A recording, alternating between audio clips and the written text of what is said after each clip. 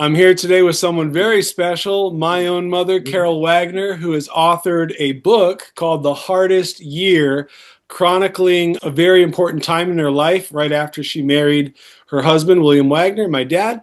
And they had some love letters that they had written back and forth because they married. Then he left for Vietnam a few days later, and they were separated for a full year. And lo and behold, many years later, I was out at a family property cleaning out storage in the basement, and I was throwing away old boxes of like old bills and stationery and things that we didn't need. And just before I threw away one big cardboard box, my gut feeling told me to look inside and see what it is. I assumed it was just more worthless papers and old bills. Turns out it was my mom and dad's love letters, and that they had written over the course of a year. Do you remember that? I remember getting some letters from you at Mother's Day, but I also found a shoebox in the garage, in my garage, Right. and it was stacked full of love letters. And so I started putting them together, and then I ran out of letters, and then you found those and you sent them to me on Mother's Day. I called you And guys. I called you and Dad because I said, "Do you want this old box of love letters?" I was going to throw it away, uh and you said, "Heck, yes, we want them." So I mailed you that whole box. I think it was pretty heavy. It was like $30 to mail you all those love letters, and then yeah, you turned it into your book, The Hardest Year. uh-huh, And then yeah, since you've written your book, you joined the California Writers Club. You got a gold medal award or finalist award on the stamped on the front of your book, and you've turned it into an audiobook on Audible, right? correct. All of the above, except I joined the Writers Club before I actually started writing the book, because I never intended to write a book. Mm-hmm. I was just writing short stories because our Writers Club does anthologies, and this is our latest one, Okay. Splash. Mm-hmm. And I have an 8,000 word story in there about a widower named Gilbert, and Mm-hmm. it's called Gilbert's Dating Adventures. I So remember. I have written two short stories about him, and I have one more in mind for the next anthology, but I don't know when that will be continued. So that is somewhere, that's where I first got published, in our Coastal The Dunes, Coastal Dunes. California Writers Club anthology. And that's why I started writing, because I wanted to be in all the anthologies. So, and I wrote Good. a little poetry too.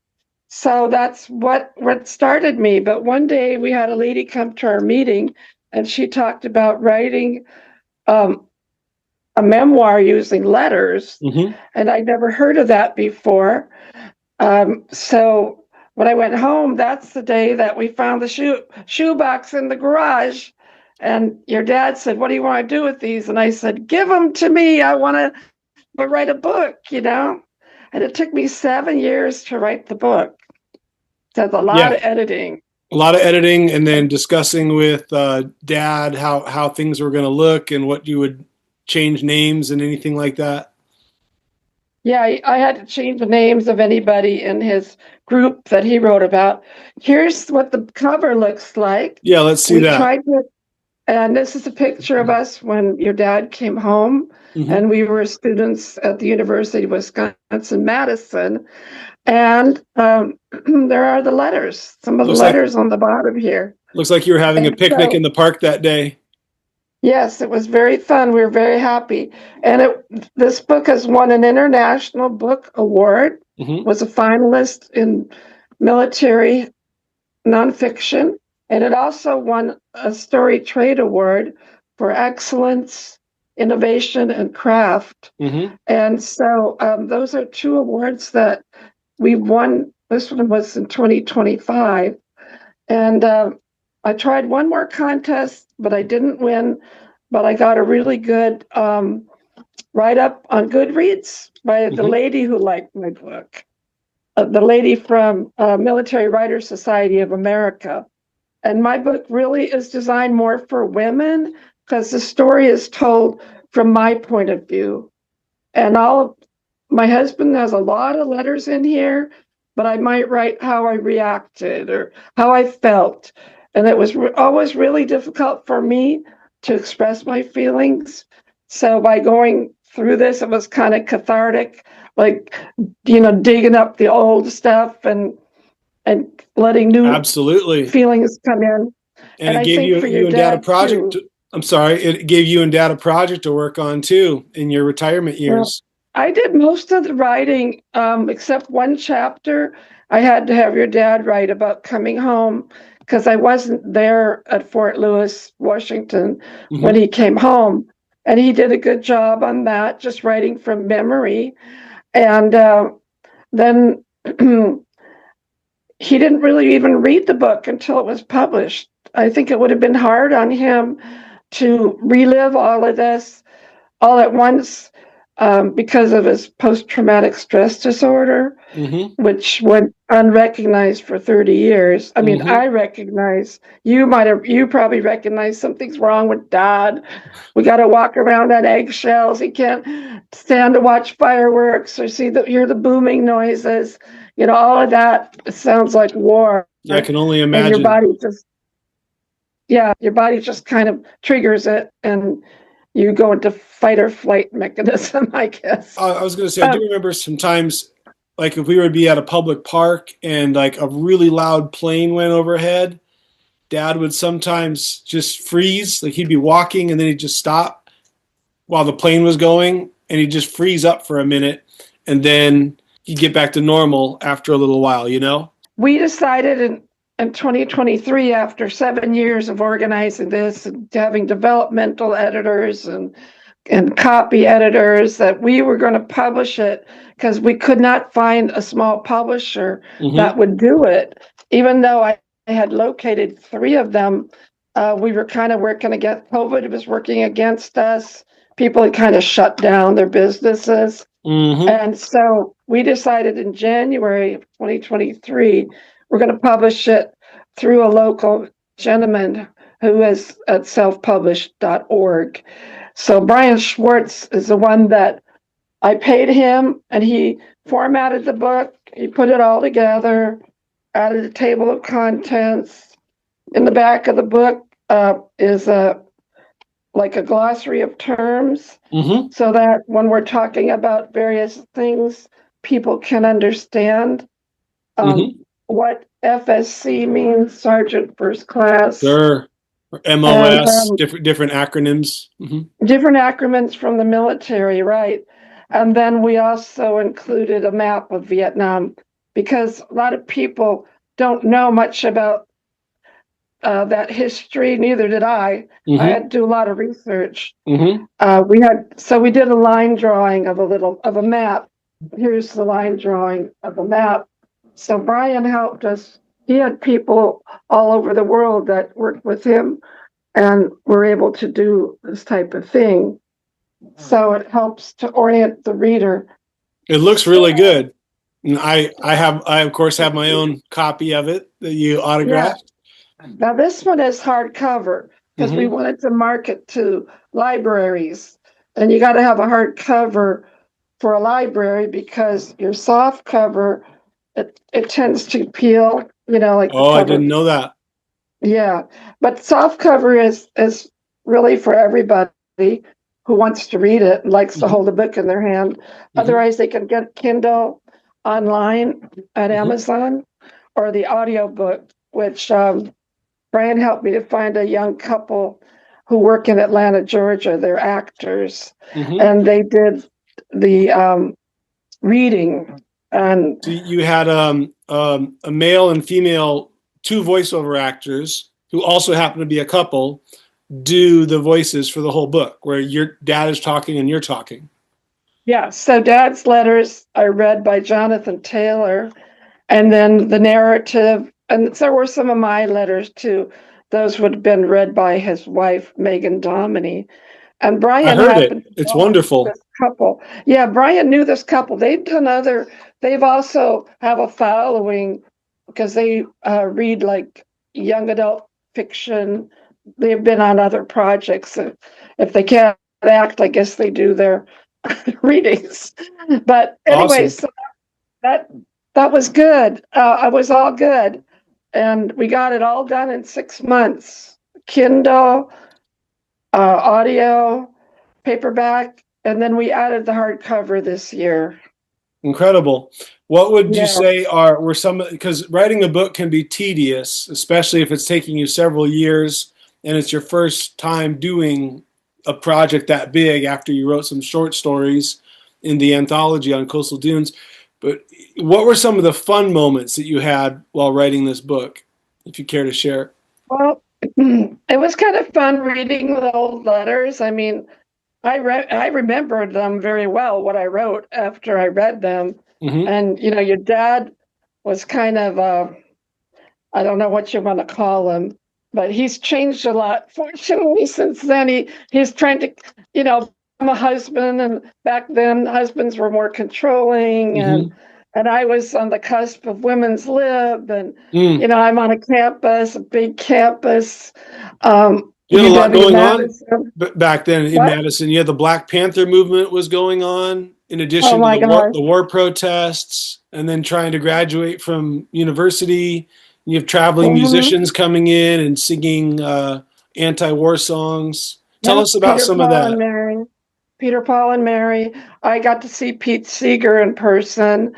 But yes, the anti-war music was very important because you know people could unite around the songs, and they had hoot nannies. Sometimes you'd sing along, but I think without the music of the '60s, we might still be in Vietnam because uh, you can express things in music better than you can sometimes say them. Mm-hmm. I do have in one chapter I write about what was going on when we met, and what was going on was the Democratic National Convention in Mm-hmm. Chicago, where there was a big uprising by the anti-war faction. Mm-hmm. They wanted to have on their platform that we're going to get out of Vietnam, you know, and not stay there.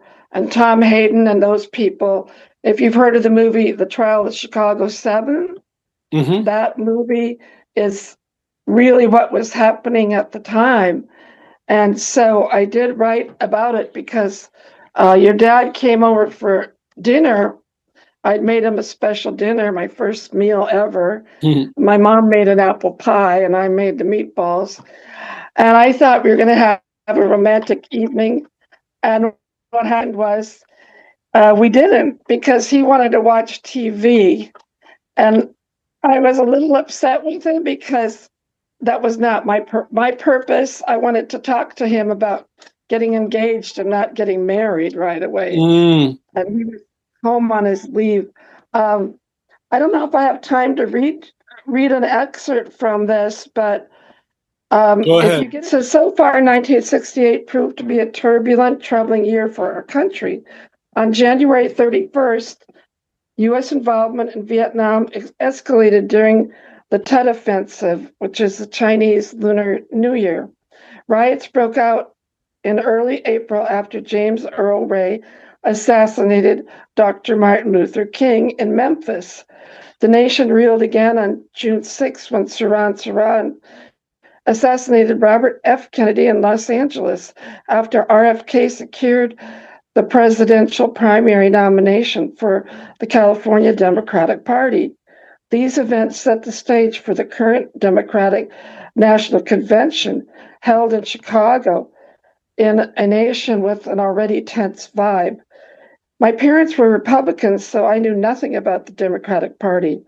I'm not even old enough to vote, I thought, plopping down on the sofa to eat dinner and watch TV. Nevertheless, I wanted this special night with Bill to be memorable, dominated by the irresistible food on his plate, and for him to pay proper respect to my cooking without the rest of the world intruding. But the unprecedented black and white world had already entered the living room. During the 4-day convention, thousands of protesters, led by somebody called Tom Hayden, camped out in nearby Grant Park. Bill and I ate in silence and watched while outside the convention hall, police broke up anti-war protests on the streets of Chicago. The camera switched coverage to the inside of the International amphitheater on the south side of Chicago, where Democratic delegates battled on the convention floor about the party's stance on the Vietnam War. It was unbelievable. Men fought with one another and violently overturned tables and chairs. Then, back in the streets, protesters fled as law enforcement officers in riot gear tear gassed them. What's happened? I asked, why is this happening? People are very divided over this war in Vietnam, Bill answered without taking his eyes off the TV.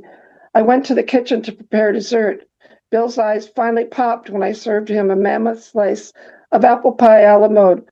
But back on the convention floor, a plainclothes security officer punched a young reporter, Dan Rather, in the stomach. What the hell? Did you see that?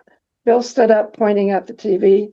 Newscaster Walter Cronkite remarked, I think we got a bunch of thugs here, Dan.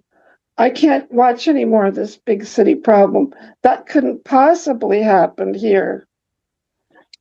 So that was kind of the beginning of all this anti-war movement. Mm-hmm. And I think people would enjoy watching that movie, The Trial of the Chicago Seven, because it really does give you a good background. And it's one of my comps for my screenplay, Wildflower Awakening. Mm-hmm. So now you're working on a screenplay about the book, right? Because Yes. you had the book in some contests and it's got an honorable mention or a finalist award. And what led you to want to turn it into a movie? I mean, it does sound like it would make a pretty interesting movie, but now I'm guessing you've embellished a little bit and changed some details. Right. I took a free screenwriting class through Military Writers Society of America, and we met once a month. Edward Pomerantz was my teacher, Mm-hmm. and I didn't want to know how famous he was the first semester, so I didn't Google him. I just went to class, and I started making a script based on the book, part one of the book. And then around Christmas, that was in September, then in December or January, my teacher said I needed to fictionalize my story and make the main character have a boyfriend, like while she's married to her husband, like a love triangle. Yep. So he's interested in her, and her husband's all the way across the ocean.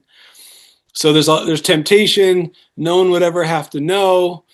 And does she really want to be married to a guy who's a baby killer now, according to this other guy who's more moral for resisting the war? Yeah, and he becomes so. Then because I fictionalized it, I had to change everybody's names. Mm-hmm. So I came up with Carissa for Carole, because I only had to delete a few letters off of Carole, and I could have the CAR of Carissa. Oh yeah, so your editing was easier. Editing. Yeah. And I had a fellow named Tom who I dated in junior college, and I kind of had a crush on him. And then I renamed my husband John. The names are very similar, but I couldn't think of any more. His name's William. Bill. Okay, Bill, John. What were the names back in the 60s? Right. He became John. And then I had a lot of fun with it because now I could write outside the book, outside the box. But I used a lot of the same scenes that are in the book, like getting tear gassed on a motorcycle at an anti-war march. But I put Carissa and the draft dodger, Tom, on the motorcycle. So that really happened in real life? You were on a motorcycle? Me and my husband, yes. And you were leaving a rally and there was tear gas? Yeah, my husband wanted to go to this rally, and I didn't want to go. I wanted to stay home and study, I thought, because I was afraid to go. But let me read you a little bit of this. Sure. And that'll be at the end of my reading. I need to stay home and study, I said, even though it was a Friday night. Come with me, Bill pleaded. You might learn something new. I didn't want to endanger myself, but I didn't want to disappoint Bill.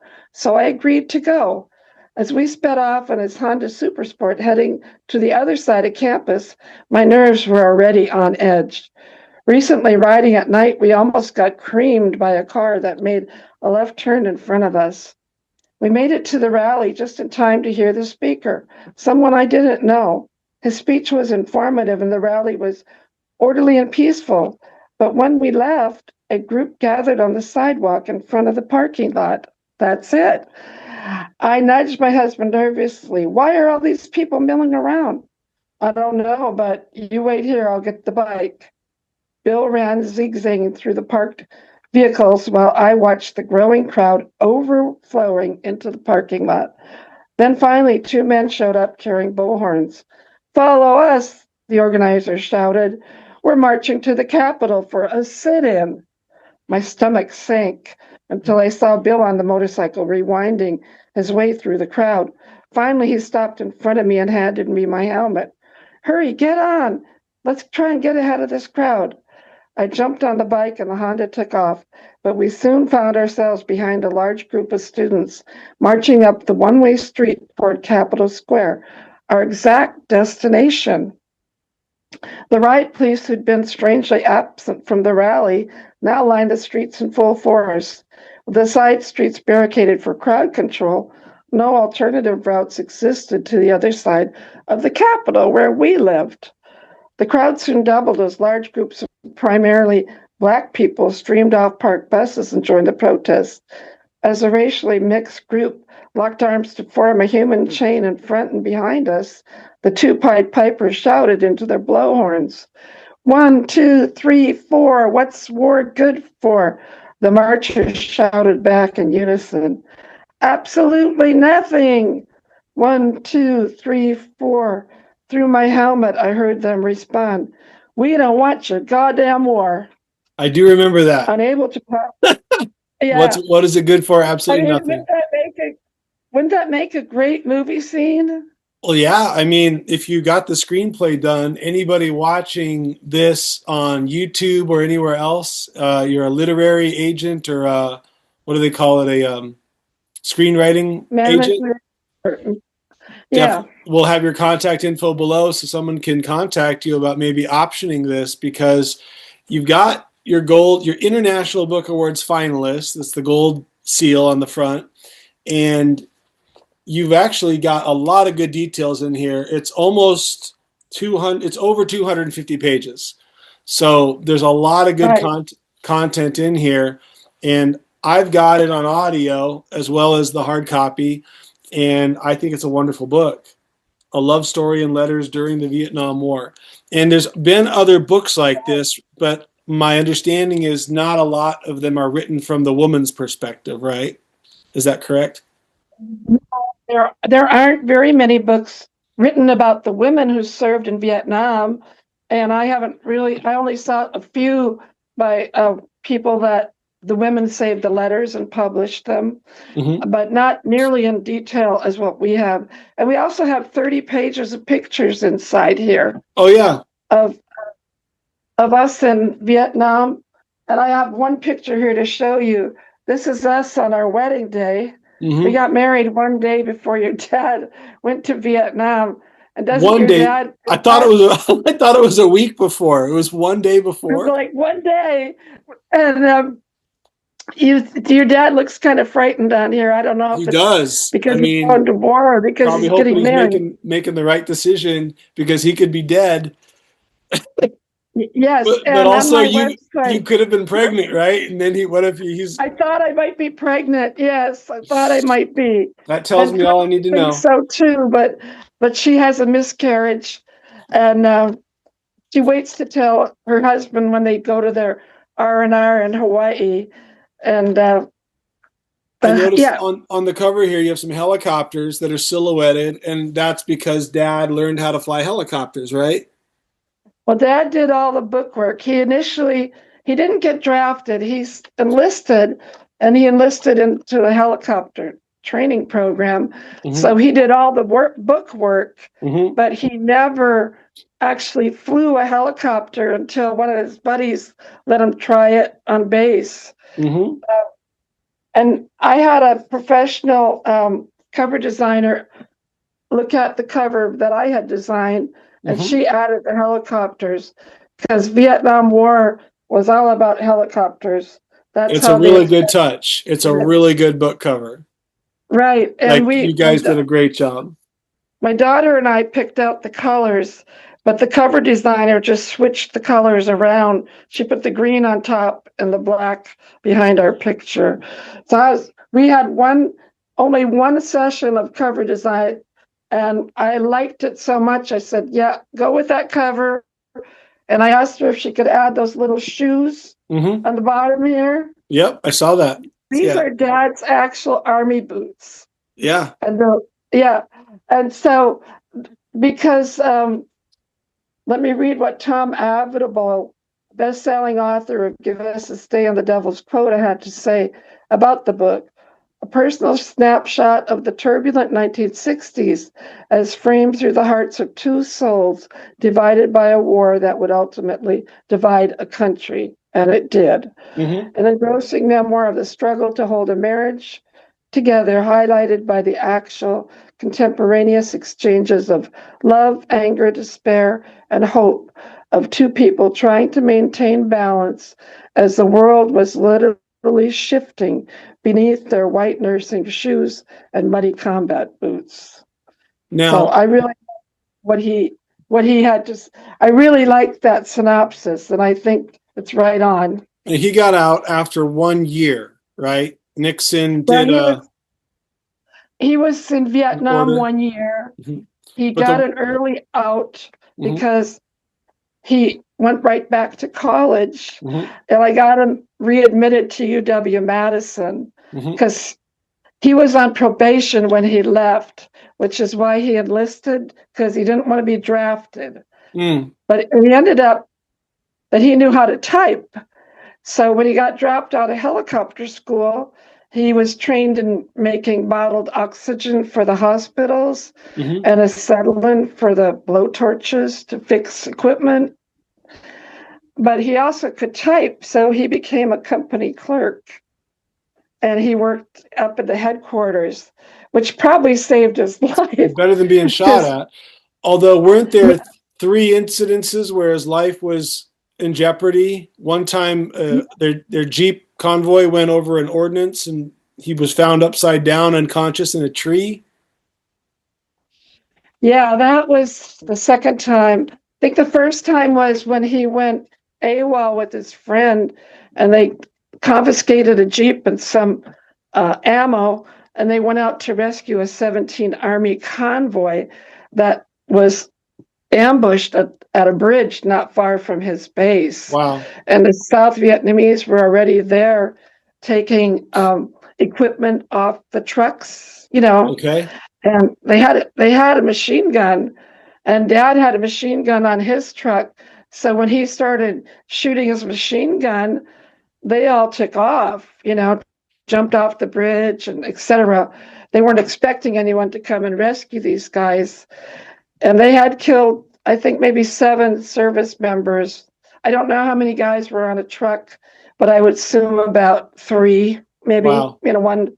One's riding a shotgun and maybe one's riding. So did he get in trouble? Did he get in trouble for going AWOL, or was he given an award because they rescued some guys? Well, he got a court-martial, and he took the court-martial, so they could never try him again. But the commanding officer just gave him an Article 15 for being AWOL. But in the long run, didn't he do the right thing? Because he rescued over a dozen troops? I think he rescued like 50 guys and 17 trucks. So yes, See, that is perfect for a movie. That's like the renegade soldier that gets in trouble, but he's doing the right thing. Like that really happened. He told us, it really happened. He told his buddies he'd do it again. If he had to, he'd do it again. Yeah. Because he just couldn't leave those men out there defenseless. And even though it was just him and 2 buddies, they ran out of ammo really quickly with the shotgun, not the shotgun, the machine gun. But they had brought a bunch of mortars along, and they had a mortar launcher. So Dad was putting the grenades or whatever they put in the mortars, putting that in and shooting those up. And that really scared everybody off. They all ran away except one sniper who Wow. stayed the whole night, and he was sniping around them, around their truck. And Dad was kind of hidden underneath the machine gun. It's quite a story, you know. Wow. But that is in my script. I left that in. Yeah, you got to have that. Yeah, and that happened to John, who is actually my husband, And then Bill. there's a, So yeah, John is the character in the script, which is named after William. Um, yeah, your dad's middle name is John, so I had to name people kind of close. mhm. Like my roommate was Jane, and she was always ministering to me. She was using common sense and saying, and I'm going, will I ever see him Oh, again? right, I right. said, oh, yes, you will, you know. And so she was like my confidant, and I called her Janet because Jane and Janet are very similar. So I had to keep my character straight, right? Hmm. So Right. that's how I did that. Yeah. Um, but anyways, then I started entering a contest with Film Freeway because one of the guys in my class, he wrote a horror film about something that happened in Iraq. And Okay. to him, and he kept going back to this house, going back to this house. To me, I didn't know it was horror, but that's what he said. And he won an award, first time right out the gate. So I thought if he can do it, I can Sure. do it. So I looked up Film Freeway, and when I was ready, I joined, and then I picked out various. Not all film festivals have screenplays, so you have to. There's a way you can sort them out, and I also looked for some in the LA area because I live fairly close to LA. Hmm. So I came in as a semifinalist with the Glendale International Film Festival, and your dad and I went down there in 2024, I think. It was so much fun. I never had so much fun. And I was hoping to meet some producers or things. I did meet other people that had produced their own works, but no one followed up with me. So then I did enter a film festival in Canada Hmm. because my book ends in Canada because Tom becomes a draft dodger. I mean, my screenplay ends in Canada, excuse Hmm. me. And Tom became a draft dodger, and he was helping other draft dodgers immigrate to Canada. And Hmm. we don't know how many American men did, probably 30 to 50,000 young men, probably all with college degrees. Yeah. Once you got your four-year degree, you lost your student deferment. Even if you went on for a master's or a PhD, they didn't care. Mm. They put you in the military and drafted you. So, anyways, I did some research on that, and it was really hard to find anything. Like, I think I found one documentary. I mean, there just isn't much written about that, Hmm. those people. And I imagine after 10 years, they'd all been married and had children and assimilated into the culture. So when Jimmy Carter excused them and said they could come home without any, the draft dodgers could come home, Hmm. but the deserters couldn't. If you deserted from the military and moved to Canada, you couldn't come home. Oh, But I would think by then people were pretty well established. You know, maybe they came home to see their grandma and grandpas and their parents, but those that's kind of just those people are just kind of lost. No stories. I haven't seen a thing about it. So that's the other thing I like about screenplay. I was able to bring that part in, and Chris is going to end up going up to Canada with Tom, hmm. and I won't not going to tell you why Don't give because away that the would give ending. away the ending. All right, so we're back talking with my lovely mother about her book, The Hardest Year, that she co-wrote with my dad. So that's William and Carole Wagener. It's their love letters story while my dad was gone to Vietnam. They got married one day before my dad voluntarily shipped off for Vietnam. thinking he was doing a wonderful patriotic thing for his country, and then realizing in retrospect how soldiers are a pawn in someone else's game. Anyways, maybe we'll interview Dad one of these days, but today we've got Carole Wagener, and I did have a few questions I wanted to ask you. So you were talking a little bit about being in the in university in Madison, Wisconsin, and Right. how there's anti-war protests going on. So today, I mean, there's people protesting, the Iran-Israel conflict, like right here in 2005, 2006, and people getting mad if you're wearing like a wrong color hat, right? Like a red hat or something. Um, and so back then, could you easily get into a fight with somebody if you were just like, well, I'm anti-war and someone else is not anti-war? Would people pick fights just over that?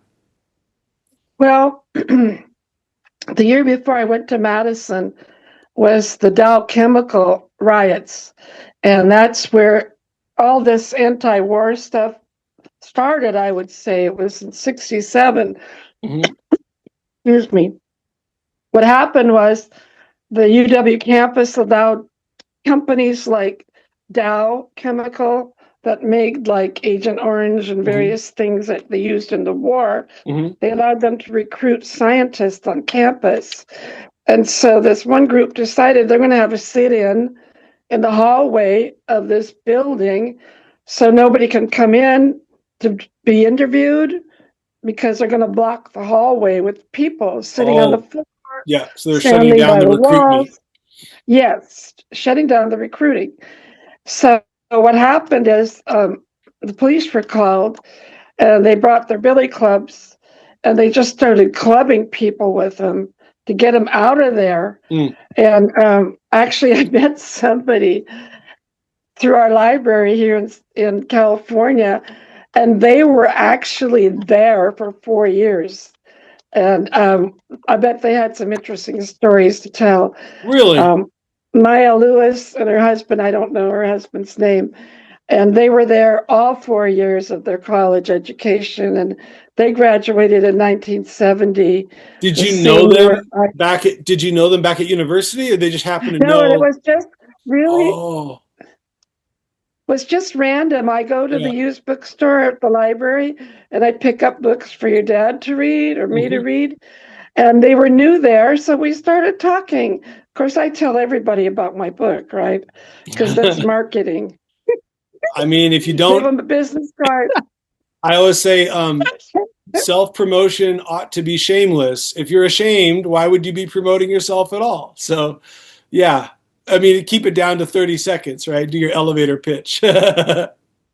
Yeah. So, anyways, yeah. When I mentioned the University of Wisconsin, I could see Mia's ears perk up, like Mm-hmm. she wanted to tell me about something. And yes, they were actually in the demonstrations. They were doing the marching. They were activists, and they Okay. were both history majors. Oh, really? And yeah, I didn't know what they majored in, but her dad was a history professor in Chicago. Anyway, so that was really interesting to run into somebody that had actually been there when I was there. But mostly, I just read about all these uprisings in I think it's called the Daily Cardinal, is the paper, Mm-hmm. or the Madison newspaper. And then I would listen on the radio. My mom would send me newspaper clippings that she clipped out because she was so worried about me. And I just kept assuring her on the University of Madison, the hospital side of the campus, Mm-hmm. none of this was going on. It was all in the liberal arts up on Bascom Hill, Hmm. which I know you know about because a lot of it happened on Bascom Hill. Yeah, it's in the book. Yes. So you had there was conflicts with people protesting on campus. Son of a gun. I just lost my question. I had it right I want to there. tell you about the Black Panther. You Yeah, mentioned let's that talk about the early. Black Panthers. I'll try to remember my question. So Okay. what was going on? What else was going on? There was also a Black Panther movement. Well, the Black Panthers were promoting their platform. And one day I went to English class, which was up on Bascom Hill. It was my only liberal arts class that I took in Madison. And I got to class, and somebody was smoking pot in the classroom, and I never smelled pot before. And then this black dude came walking down the aisle, and I thought maybe he was a teacher's assistant. We're doing a webinar.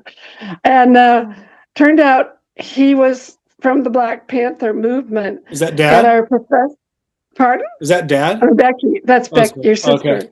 Hi, Becky. So anyways, so he was asking us if we wanted to turn the classroom over to this Black Panther, and that he could talk about their just causes. And so he turned it over to them, and Jane and I, Power to the people. Yeah, we didn't know what was going on. Okay, we didn't know what a Black Panther was. Never heard of one, and there were like very few blacks on our campus, so that alone was unusual. But there was also a black movement on campus where the blacks wanted to have like their own area where they could have a meeting hall and things like that. And was this before the NAACP was established, or right around the same time? Yeah, I don't know when that was I'll Google it. I'll look it up later. I'll grok it. Anyways, the blacks were trying to get student rights for them, you know, and not to be discriminated against, but you know, to have a place where they could go. And it took them years to get the university to organize a place for them, because some of the black students were very militant. And we never knew really when I said those bus loads came in from maybe Milwaukee or Chicago, and all these black people just streamed off the bus to join the war protesters. So there was a lot of that going on. So the Black Panthers were also protesting the war? They were more into black rights. Okay. So they had their separate issues, but in some ways things overlapped. The teachers assistants wanted a union, and they demonstrated, so they might join a black demonstration because some of their platforms overlapped, you know. And Madison was the first university to have a teachers assistant union. They did finally get a union, and I don't know where we would be without our teachers assistants, especially on those big campuses. So there was a lot going on, and sometimes all three of them would join. Like there was a road protest, you know, if there were blacks on campus, or they bring them in from Milwaukee or Chicago, they would join the anti-war movement. So you never really knew who everybody was. But yes, there was a lot going on. So now you said you also you were influenced also by music. There was a lot of musicians that were against the war. You got to see Pete Seeger. Oh yeah, I got to see Pete Seeger in junior college. Did the Beatles come out there?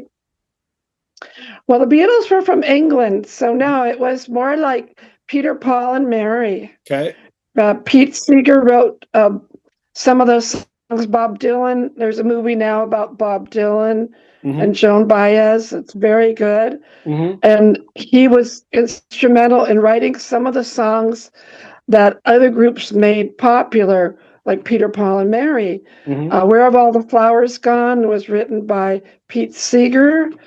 And that was a story about war and soldiers going off to fight. And that was quite interesting. He'd been reading about the Cossacks. The Cossacks were like paid soldiers in Russia.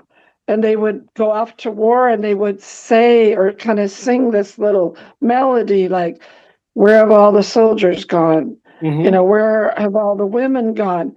And so he was reading that book on an airplane, And the melody he already had in his head. So all he had to do is put the words in it.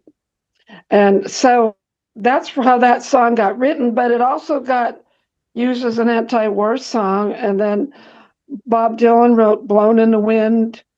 The answer, my friend, is blown in the wind. Oh, yeah. That was also anti-war. But Yeah, yeah, your a point. friend of mine said that while she was on campus, the same time I was, Peter and Paul and Mary did a vigil at night. And she actually went to that. But her dorm became so unsafe because she was right on the corner where everything was happening that they moved her to a different women's facility to get her away from the violence that was Mhm. going on. And so she wrote a book too about her brother's experience in Vietnam. Hmm. And her book is called Combat to Campus by Annette Grunseth. She's from Green Bay, Wisconsin. She's a poet. Okay. So she combined her poetry with, I think she had 35 of her brother's letters. And he was a journalist graduate from UW. Hmm. And so he was a good writer. But he came home with Agent Orange and was really got very sick. And that's something that we're seeing today with older veterans. They're getting cancers, and it's all related to this Agent Orange, which was a pesticide, not, it was, what do you call it Like when you want to get rid napalm. of vegetation? Was it like napalm? Pardon? Was it like napalm? No, napalm was worse. But Agent Orange, they would spray on like the I don't know my jungle and chemicals. everything would die. Everything would Okay. die. And that was, I don't know who produced it, but probably some of those chemical companies that the students were trying to keep off the campus. And Well, napalm, the same thing.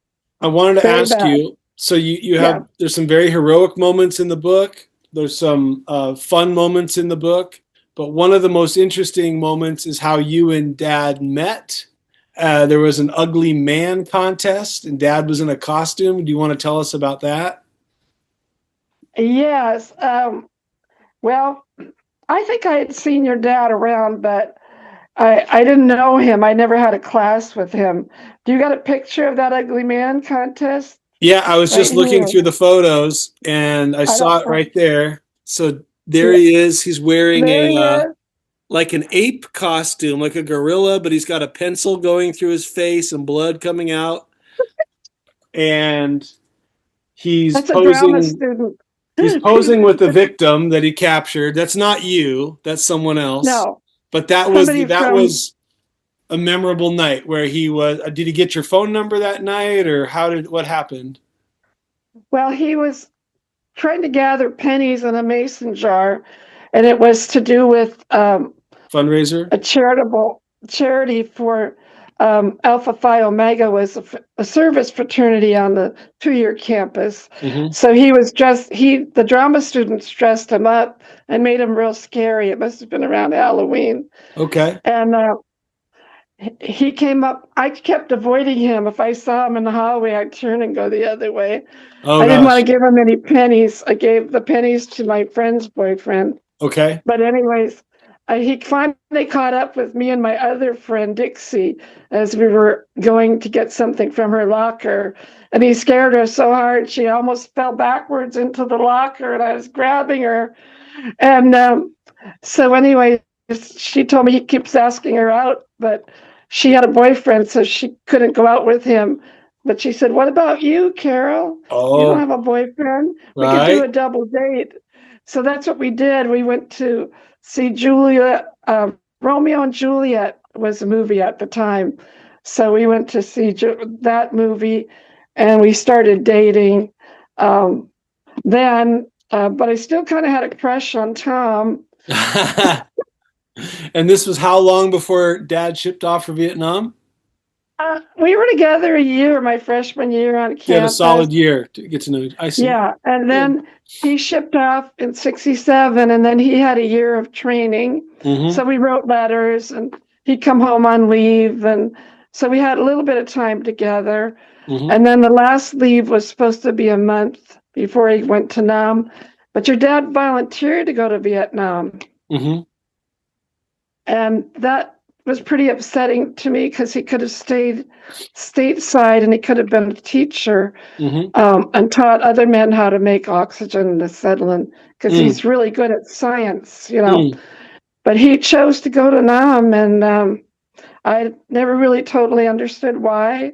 But Janet and I have a discussion about why he chose to go Well, I there. think he thought he was doing the right thing for his country, right? Yeah, to fight communism overseas instead of letting communism come here and fight it on our shores. Yeah, and, I and think there now was now we really got to fight it in 2025. It's yeah, I happening. think there was a lot of brainwashing going on with little boys then, you know. There still Um, is. yeah, I mean, what little boy didn't have a gun? I mean, I didn't allow you guys to have guns, but then you use your fingers, bang, bang, you know, boys and Yep. guns Yep. go together. But John Wayne movies might have influenced him. I don't know. But anyways, yeah, that was kind of interesting that, um, well, he had to enlist because if he got drafted, he would be sent to the infantry and he Mm-hmm. might not survive. Mm-hmm. And then his PTSD could have been really, really bad. But the good thing was he had his typing skills, so he got some office work, and then he got trained on Right. helicopters. But, he told me an interesting thing when he came back. They offered him a nice dinner, and they wanted him to sign up again. He refused that. He ate the dinner, but he refused to reenlist. And then he said you would watch the TV back then on the news, and they would sometimes scroll the names of men who had died in combat. And Mhm. you'd be watching the news hoping you didn't see your brother or your family member, your son on the Cousins. He news. had cousins over And there. shortly after he came back, he saw a bunch of his friends in his what do you call it, platoon? Yeah, I think what it was, Adam, the Life magazine, we had Life and we had Look magazines. They were really big Mm-hmm. and they were like they had a lot of pictures in them Mm-hmm. and a little bit of story. But while he was over there, he picked up a Life magazine and he opened it. And there was a picture of a bunch of guys that he'd gone to basic training with or Mm-hmm. helicopter training. And they were all dead in 1 week. Wow.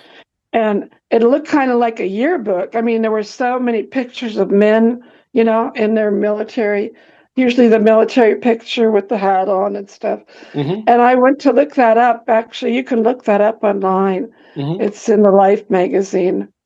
And I had a hard time finding it, but my friend who wrote her own book, Combat to Campus, she mentioned it in her book. Uh-huh. So that's why it pays to read other people's books because you glean things off of them, and part of doing your research is to read other books. You know. Yeah, we still have a few copies of old Life magazines out here in storage. Yeah, I don't know. I think I bought one, but I don't know that I kept that because that magazine article was a turning point. After that, I think people started to question, why are we there? And there were a total of over 58,000 men that died in that war. And I'm Jeez. sure there were a few women too, because there were Mm-hmm. nurses. Oh yeah. And the nurses were like in MASH units, like that movie MASH or the TV show MASH, where they'd have a tent and they move right up to where the battle was being fought, you know, and then Mm-hmm. get the guys stable and air vac them out.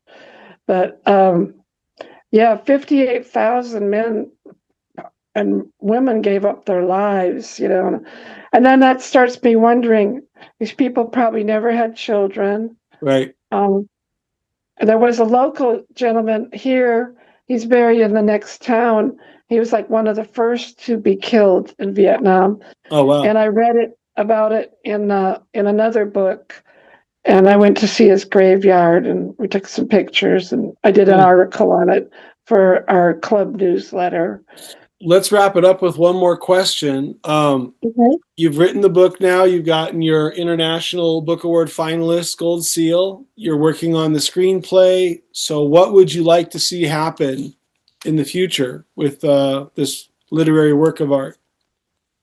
Well, first of all, I would hope more people would get to read it and try, go ask for it at your library or get it off of Hmm. Amazon, or Barnes and Nobles also carries it. The Audible Um, version's really good, by the way. I've been listening to it on Audible, on and Audible. the voiceover artists do an incredible job.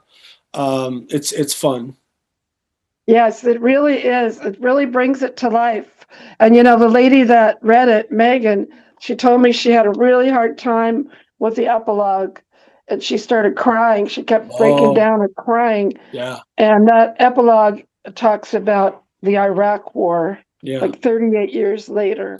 We're going And, to another war demonstration, and now it's right. for Iraq. Oh, right. And people got to be ready, because you come across as a nice church lady, but you put in all the words here that the drill sergeant was yelling at Dad, and so there people got to be ready for a little bit of rated R material. And also And your more love letters, so, your love letters get juicy in a few parts as well. yeah, more so in the screenplay. I could really use some stuff that I didn't put in the book because I didn't want the book to be R, but it is for adults. I wouldn't have children read it. I don't know. I'm trying to get it into colleges right now. You So will. that's my next project. But anyone who's interested, you can purchase it online. And if you like it, please give me a review. I'm trying to get 100 reviews, and I think I'm up to about 23. Oh, so one more question, and we don't have Uh-huh. to include this, but do you have like a freebie code for a download? Maybe the first person to watch this YouTube video that wants to do a free download, they could use a code. I do have some free codes for audiobook. I'm not sure if they work Would you like to share anymore. them anyways? Well, they would have to email me, and then I could email them the code. Because they're really long. They're a series of Oh, I numbers and see. letters. So then, But so we that could could be offer that, or we could offer to send them a book. Well, it would be the first email at clowagener okay. at gmail.com. Yes, I could send them an audiobook, and if the link doesn't work anymore, Okay. I will send them a book, and we'll autograph it. Okay, so there's a promo Either way. for the first person who's watching this. Email Carole Wagener on the email below and put free audiobook in the subject line, and you'll get a promo code to either get the Audible version on your Audible app, or if Uh-huh. that's not available because the code link is expired, you're getting a free hard copy of the book. So Probably a paperback copy, yes. I'm sorry, Or paperback if you copy. prefer the paperback copy, All then you right, need to send me an address where I can mail it to. in the United States. Yes, in the Okay. United No States. internet. Sorry, international not gonna work. Okay, so there's a free promo for everyone who watched this YouTube interview with myself and Carole Wagener. You're watching my YouTube channel, Desert Hustle, and stay tuned as I prepare to interview a lot of more wonderful, interesting people across the internet. Coming up next will be an interview with Aaron Green, who had a near-death experience and lived to talk about it. Wow, Yeah. that's cool. I know a friend of mine from the Writers Club. She actually wrote a book about her near-death experience years ago. That is a major trending topic right now across YouTube. There are dozens of people talking about their spirit leaving their body and then coming back. And there's so many YouTube channels on it. I just thought, well, what's one more YouTube channel? But I Yeah, thought it's something that I love to talk about, and it fascinates me.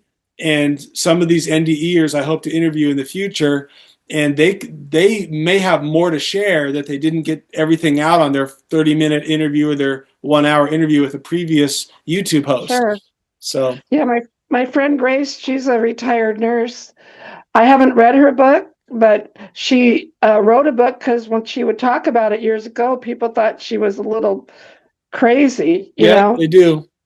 Yeah, but It really happened. Now she talks to other nurses and does conferences about Well, her experience. I got to interview Dad too to talk about the book, or both of you side by side. And Dad probably had a near death moment because he was almost killed when the convoy went over an explosive, and then Dad's body flew into a tree and it was upside down, unconscious in the tree when they found him.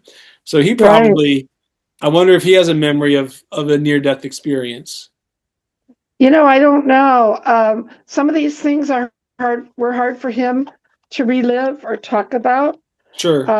But I don't know because um, I don't know what he remembers. I think he just remembers waking up when he heard the helicopter coming down to fish him out of the tree Oh, wow. and pull him up. He had a couple broken ribs, and Wow. he was in a lot of pain, but they got him up, and I think there was one other survivor, and everyone else was killed by the Viet Cong. And had he not been passed out in the tree, he probably wouldn't have survived. But we think they decided they don't waste a bullet on him. He looks dead. The guy looks dead. So let's just leave Don't him waste there a hanging bullet. in the tree. Yeah, you wouldn't be here. That's incredible. Yeah. All Well, righty. we have about 5 minutes left. Do you have any closing words? Well, if you're a writer or you want to write, the best thing to do is join a writers club. You can join them online. California Writers Club has 22 clubs in the state of California, and I think there's 3 of them that meet on Zoom. But just go, become a member for, like, I don't know, it's $42.50 right now to join because it's half a year, and then the dues would be $42.50 every year or something like that. But it's so well worth it because you can go to these Zoom classes. You might pay $5 if you're a member. You might pay nothing, but you just immerse yourself in it, and you'll be like a sponge, and you're just going to absorb it. Because I never intended to write a book, and when Adam was taking a screenplay, I go, "That's too hard." Mm. But now with Celtex and Final Draft, all Mm-hmm. these programs help you to write a screenplay. It's really not that hard to format it anymore. Right. But and I never expected to win a mentorship. And I've had a mentorship for like 6 months, and we went over all 118 pages of the screenplay. We had to get it down to less than 120. Mm. And my mentor helped me tremendously. Mm-hmm. And now I'm going to resubmit it to film festivals and see if I can come in first place. So you, Because so far, I've been selected to go to film festivals. I've been a finalist, semifinalist, quarterfinalist, worked my mm-hmm. way up. Now I'd like to win one. And I think with the work that my mentor and I did, the script is really great. And you have it So between 90 and 120 pages because that would be a 90-minute movie or a 2-hour movie. yeah, mine would be like a 2-hour movie, but It does seem they like are a making 2-hour movie. they are making movies longer, but I think there's so much action going on Mm-hmm. between Vietnam and the campus and Mm-hmm. Tom on his Harley. So much action going on that I think the 2 hours would go by really fast. Plus, people are going to learn so much about the history during that time that they didn't have a clue, And the what was book is going called The on. Hardest Year, but the screenplay is called something else. Are you at liberty to share your title, Yes, your working title? it's now called Wildflower Awakening. Wildflower Awakening. And my mentor suggested we change the name because the girl with the dark red hair, Mm-hmm. which I like because we It used sounds your too much theme like the song. girl with the dragon tattoo. Yeah, it sounds too much like a It's spy like a movie spy or movie. Yeah, something. Yeah. international spy movie. So she said that title has to be changed. Mm-hmm. So we came up with this one, and then you helped me to get the picture Yeah, of we did some AI the artwork, girl didn't we? still has red hair, and in the book, in the screenplay too. So I think it'll be a lot of fun filming it. And the state of Wisconsin just started offering tax credits this year, but a lot of filming is done in Canada. So I've entered some film festivals in Canada because it looks like kind of the Midwest, or I guess Toronto could look like New York. You know how they do.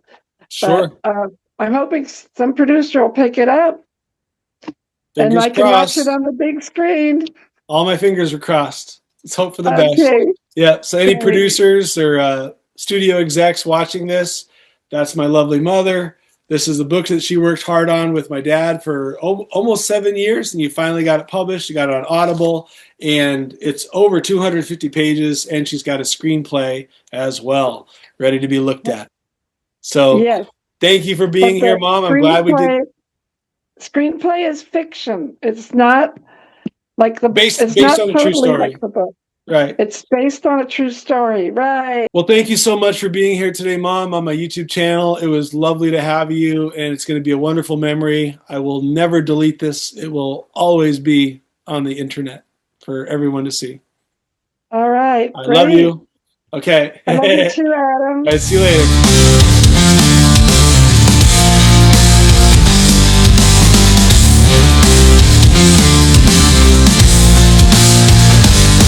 My city will always be moving. My city will always be